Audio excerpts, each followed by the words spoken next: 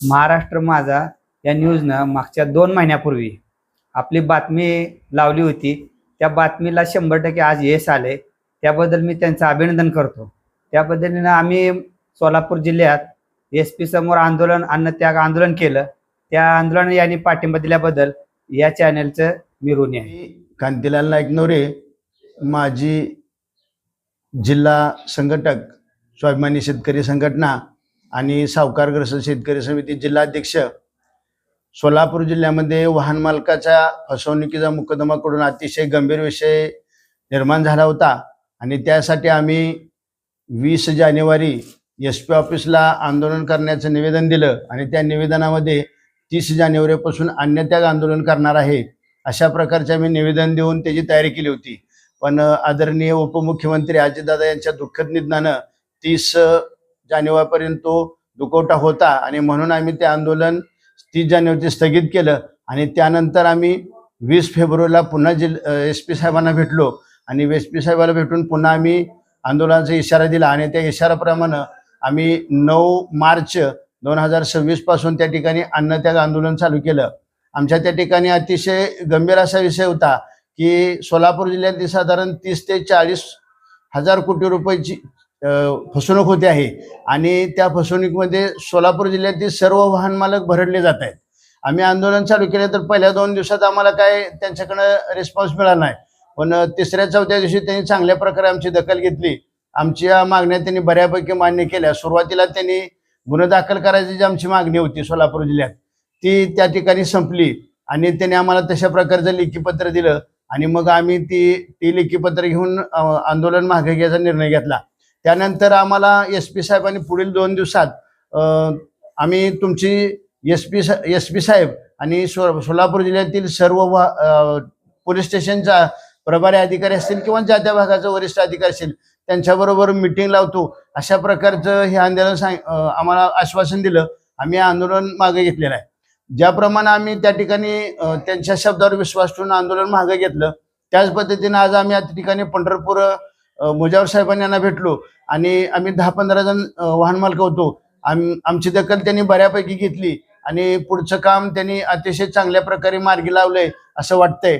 परंतु सोलापूर जिल्ह्यातील सर्व वाहन मालकांना या निमित्तानं मी सांगू इच्छितो, या अगोदर आपल्या जिल्ह्यामध्ये कोल्हापूर सांगली या जिल्ह्यातून काही लोकांनी येऊन त्यांची संघटनेची पाळंमुळं आपल्या सोलापूर जिल्ह्यात रवण्याचा प्रयत्न केला. सोलापूर जिल्ह्यात असा ठोस असा कार्यकर्ता त्यांना मिळाला नाही प्रामाणिकपणानं, त्यामुळं संघटना आपल्या इकडं वाहन मालकाची वाढली नाही. पण आम्ही आता या ठिकाणी सोलापूर जिल्ह्यामध्ये वाहन मालकासाठी काम करणार आहोत. तर सर्व सोलापूर जिल्ह्यातील असतील किंवा इतर जिल्ह्यातील आमच्या जवळपासचे असतील त्यांनी स्वाभिमानी शेतकरी संघटना किंवा सावकारग्रस्त शेतकरी संघटना 9763 88 95 63 ह्या नंबरवर संपर्क साधा आणि तुम्हाला सर्वाला घेऊन पुढच्या सीझनपर्यंत एकही वाहन मालक फसला नाही पाहिजे अशा प्रकारची आम्ही व्यवस्था करू. तुम्ही आंदोलन केलंय, 3-4 दिवसांचं आंदोलन चालू होतं त्या ठिकाणी, पत्र व्यवहार झाला. पुढची दिशा काय असणार आंदोलनाची? आमची पुढच्या दिवशी अशी असणार की आता सुरुवातीला त्यांनी आम्ही 10-12 जण आंदोलन होतो त्या सगळ्यांचा प्रश्न मार्गी लावलाय.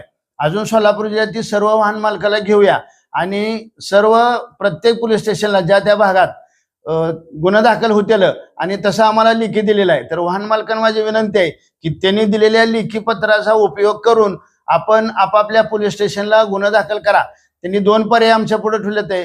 ज्या भागात नोटरी झाली किंवा तुम्ही ज्या भागात राहता त्या भागातलं पोलीस स्टेशन आणि तुम्ही जर तिकडची नोटरी असली तर तुम्ही ज्या कारखान्याच्या परिसरात राहता म्हणजे ज्या कारखान्याला करार केलाय त्या कारखान्याच्या पोलीस स्टेशनला तुमचा गुन्हा दाखल करा. अगोदर अर्ज द्यायचा आहे आणि अर्ज दिल्यानंतर ती मंजुरीला जाईल.